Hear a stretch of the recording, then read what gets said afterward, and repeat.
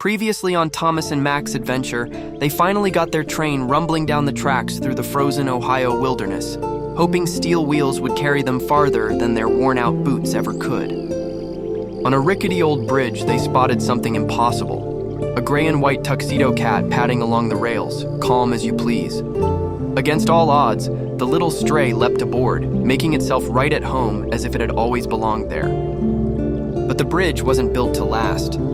The rotten beams gave way under the weight of the train, and for a moment it seemed everything would be lost to the void below. Thomas nearly went with it, slipping on the trembling metal, but Mac hauled him back in a desperate save. Together, they uncoupled the collapsing cars just in time and pushed forward, battered but alive. By the end, with their new feline companion nestled among their supplies, the two train-riding survivors rolled westward into the rugged wilderness of Montana. Cold, tired, but grinning through the soot, they kept going. The only way left was forward. The smell of blood clung heavy in the frozen air. They didn't move the train. Neither of them had the stomach for it yet. Instead, they dragged out a couple of old pallets from beside the tracks and broke them down, striking sparks until a small fire crackled in the dark, orange glow dancing against the side of the train car. Mac sat with his back to the steel wheels, shoulders hunched, the Bowie knife across his lap. His face was unreadable, eyes fixed somewhere past the flames, lost in the shadows. "You know," he said finally, his voice low and heavy, "they used to say a man don't really die out here until the rails forget his name. Funny thing, though. The rails don't forget. They just carry on, with or without you. Now it's the dead that carry on, too." He shook his head, almost as if ashamed of the thought. "And they don't stop till someone like us makes them." Thomas let him talk, the firelight flickering in his eyes. He reached into his pack, pulled out a dented can, and cracked it open. The tuxedo cat immediately perked up, whiskers twitching as the rich smell of fancy feast escaped into the cold. Thomas set it down, watching the little creature hunch over it like it hadn't eaten in days. "Lucky bastard," Thomas muttered with a crooked grin. He glanced at Mac. "Hell, it's easier to keep a cat fed in this mess than it ever was a honey badger." Mac blinked, turning his head slow. "A what now?" Thomas laughed, the sound sharp against the emptiness around them. "It's a long story." He leaned back, resting on his elbows, the fire warming his boots. "Trust me, you wouldn't believe me even if I told you." The cat purred loud enough to carry over the popping wood, tail twitching like a metronome. Somewhere in the woods beyond the tracks, an owl hooted, its call swallowed quick by the snow-thick air. For the first time in days, Thomas felt something close to peace. It wouldn't last, nothing ever did, but right here, with the fire crackling, Mac's words hanging in the cold, and the cat licking its whiskers clean, it was enough.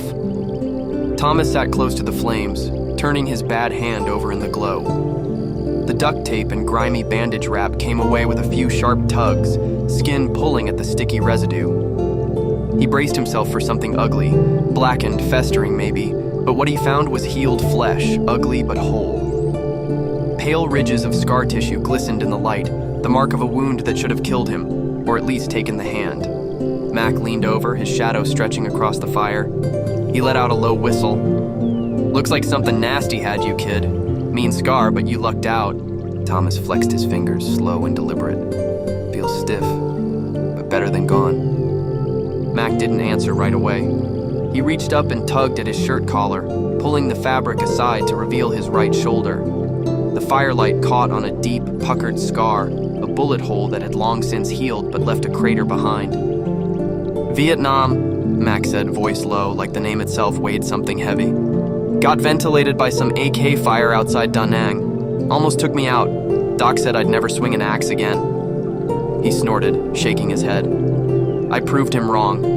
He let the shirt drop back into place, staring into the fire. After a long pause, his mouth curled into something bitter. "Still hurt less than when my wife took the house. The truck. Hell, even my coonhound. Left me sitting on the curb with a bottle of whiskey and nowhere to go." Thomas raised a brow. "That's rough."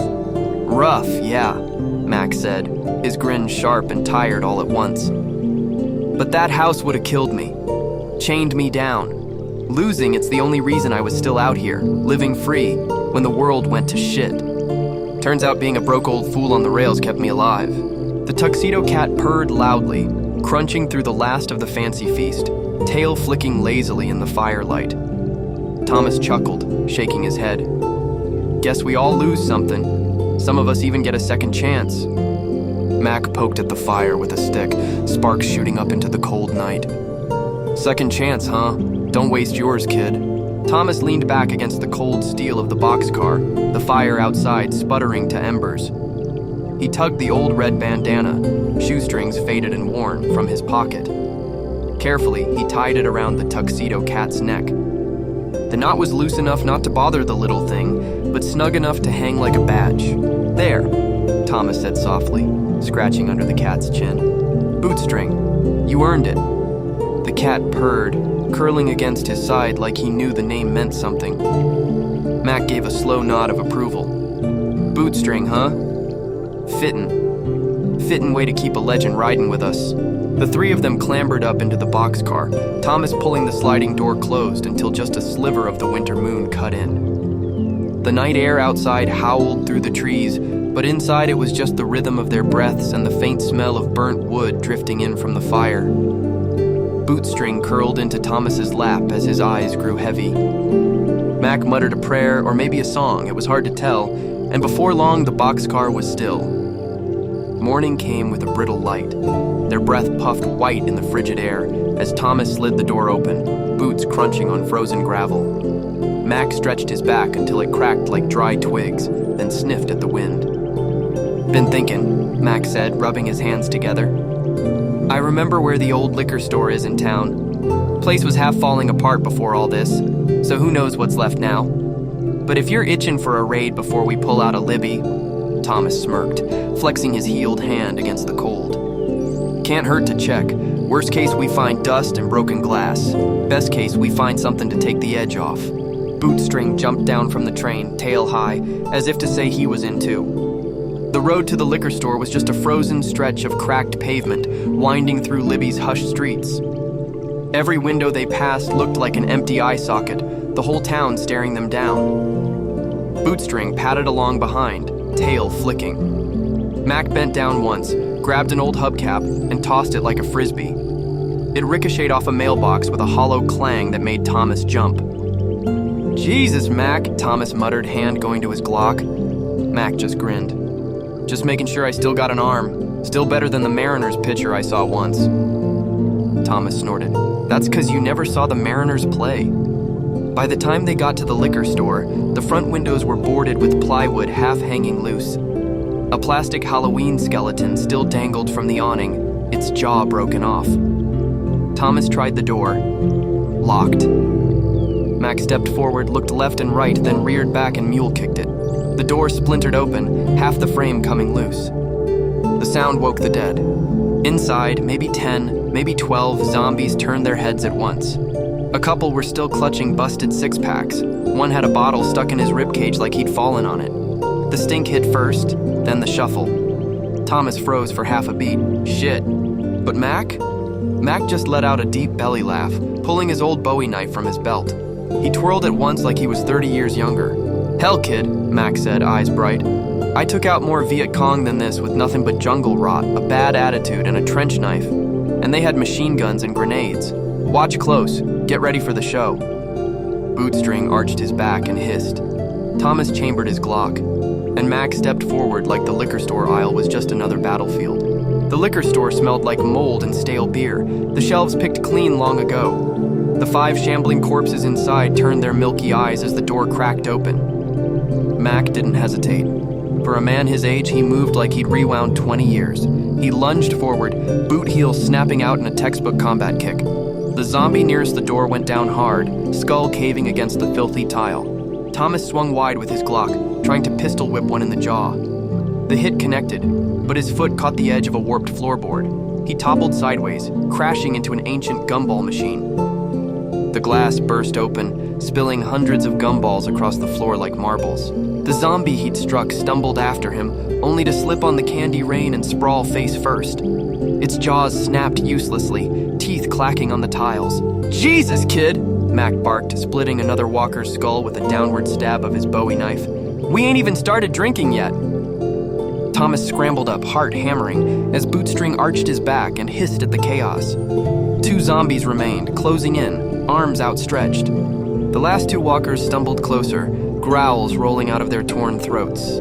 Thomas's eyes darted to the floor. His hand closed around an old corkscrew, dusty but still sharp. He drove it forward with a grunt, the spiral metal sinking into the zombie's temple with a crunch. The body went stiff, then crumpled like a dropped sack of potatoes. The final zombie staggered toward Mac. Without missing a beat, the old vet grabbed a folding chair from a toppled aisle display and swung it overhead like he was headlining WrestleMania. The chair cracked down hard, sending the thing sprawling. It twitched, half trying to rise, until Thomas stepped in, boots slamming down on its skull. Bone and gore burst under the stomp, the echo loud in the ruined liquor store. For a moment, silence hung heavy. Then both men looked at each other. "Damn," Thomas panted, smirking. "That was actually kind of fun." Mac chuckled, wiping his Bowie knife on a torn shirt from one of the dead. Beat standing in line behind them scratch-off ticket players. Buyin', scratchin'. They both laughed, Bootstring the Tuxedo cat weaving between their legs, meowing like he was in on the joke. They sifted through the dusty shelves littered with broken bottles and forgotten brand names. Thomas found a 6-pack of fireball shooters shoved under a toppled rack, plus a few off-brand vodka minis. He grinned. "Well, this'll kill the cold at least." Mac, squinting up toward the back, brushed aside a tangle of wires to reveal something better. He reached in and lifted a bottle with reverence. The Macallan, 30-year-old double cask, Highland single malt Scotch whiskey, a rare, legendary expression aged 3 decades, rich with honeyed warmth and deep, oaky layers. Mac's eyes lit up. He did a tiny, happy jig on the dusty floor. With a satisfied twist, he popped the top. "I'll be damned, Thomas, I found the good shit." Mac wiped his mouth with the back of his sleeve, a satisfied ah slipping out after those deep gulps of 30-year scotch. He handed the bottle to Thomas with a grin. "Don't baby it, son, this ain't communion wine," Mac laughed. Thomas tilted it back, the burn setting his chest on fire. He coughed hard but kept it together, then dug through a shelf and, of all things, pulled out a Raz nicotine vape, still sealed. "Well, hell," he said with a smirk.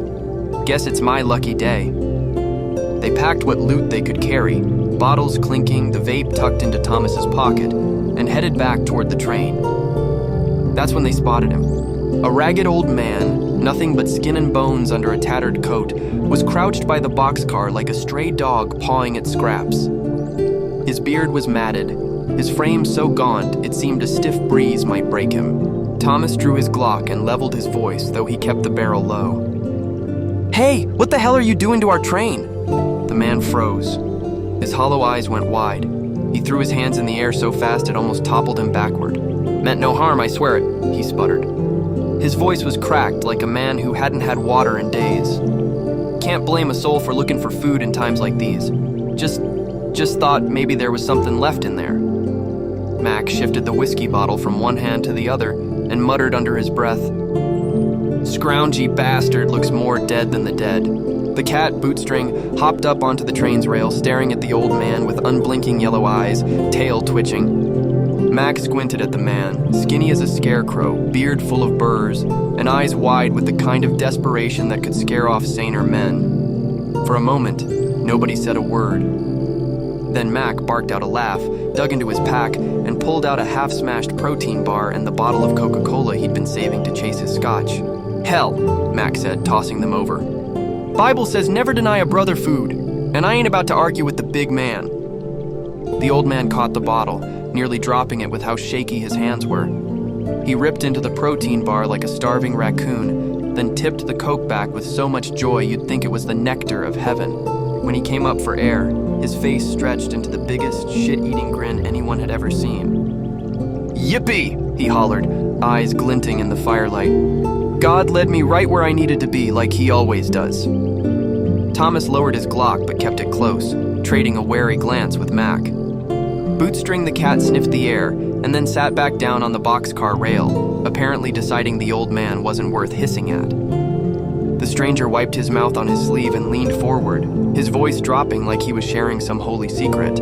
"You boys stick with me and I'll show you something most folks don't know. These rails, they lead north. Real north. Direct to Canada.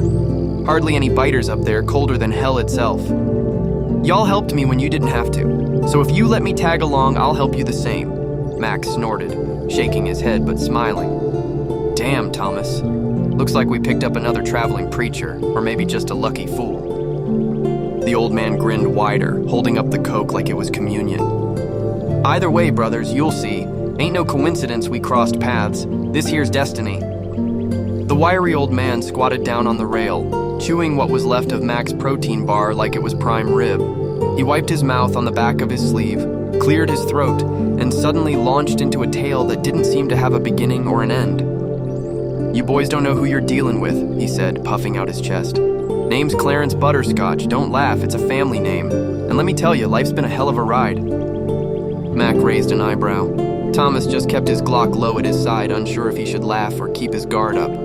"See, I got expelled from school twice," Clarence went on, holding up 2 bony fingers. "Once was my fault, I'll admit. I lit the principal's Buick on fire by accident. But the second time, that was politics, plain and simple. I was framed.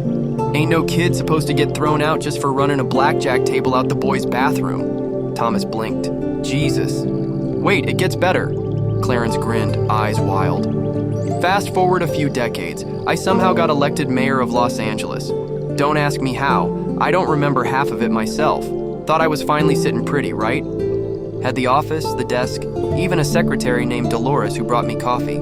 But what do you know, they threw me out a week later, claimed I took a bribe. A bribe." He slapped his knee and laughed. "It weren't even a bribe, it was a damn coupon book for Applebee's." Mac let out a snort, shaking his head in disbelief.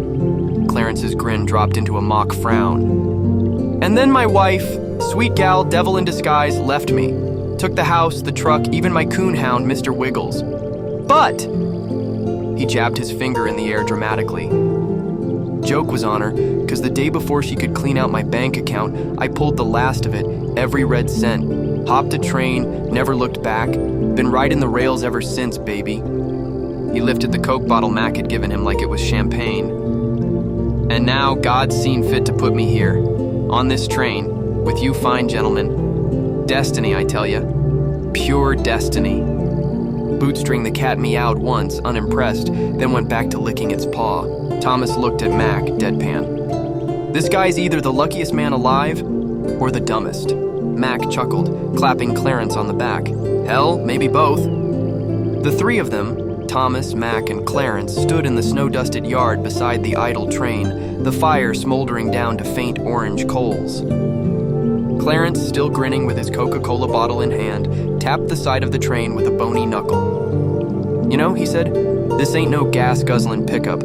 These beasts run on good old-fashioned diesel-electric. Big tank under the frame. You keep the load light, she'll run longer. Dead weight eats up fuel faster than a fat kid at a pie contest." Thomas raised an eyebrow. "And you just know this?" Clarence puffed up proudly. "Buddy, I've been hopping trains since Reagan was smiling for cameras. You pick up a thing or two. I might have flunked out of high school twice, but locomotives? Locomotives I get." Mac gave a thoughtful nod. "He ain't wrong, kid. Dropping carts means less weight. Fuel lasts longer." Clarence slapped his hands together. "Exactly! We haul the important junk up to the conductor cab, uncouple the rest, and boom, lean, mean train machine." He dug into his ratty coat pocket and pulled out what looked like an old, crumpled business card. He handed one to Thomas and another to Mac. In faded lettering it read, "Clarence Butterscotch, mayor of Los Angeles for a week. Vote for me next election." Mac burst out laughing. Thomas just stared at it, speechless. Clarence winked. "Never hurts to campaign early." They got to work. Between the 3 of them, they packed every scrap of food, gear, and booze up into the conductor cab, Bootstring the cat prancing along the rails, tail high like he was supervising. Mac hauled his find of 30-year scotch like it was treasure from a sunken ship, while Clarence kept making sarcastic commentary about OSHA violations. When it came time to uncouple the rear cars, Clarence grabbed the rusty lever and grunted with surprising strength. The heavy clank of steel echoed through the still air, As the back half of the train eased away into silence, Thomas stepped back, watching their new leaner ride. Hell, maybe you ain't so useless after all. Clarence grinned wide, showing his half-broken teeth. Son, I may look like a clown, but even clowns know how to keep the circus rolling. Mac stood there, the cold mountain air biting at his cheeks, looking back down the line where his old friend's body now rested under the frozen dirt. He pulled Thomas aside quietly. "Kid, let me borrow your Glock," he said, voice low but steady. Thomas didn't hesitate.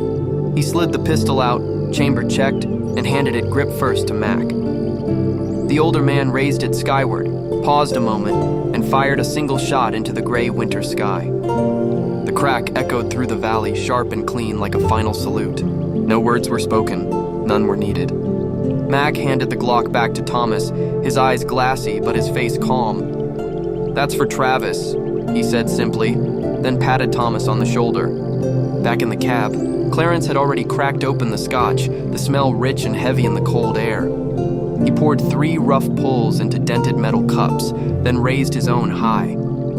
"To the dead, the living, and whatever the hell we are in between." Thomas clinked his cup, Mac clinked his, and they downed the burn together. Bootstring, the Tuxedo cat, climbed up onto the console, stretching lazily before curling in the narrow strip of sunlight coming through the cracked windshield. The purr was steady, almost comforting, as Thomas reached up and flicked the throttle. With a low growl and a thunder of gears, the locomotive shuddered to life. The train pushed forward, steel wheels biting the rails, smoke belching from the stack into the frozen sky. Inside the cab, 3 unlikely survivors, hobo, soldier, and oddball mayor, sat together with whiskey warming their stomachs and a cat riding shotgun, watching the tracks roll out ahead into the unknown.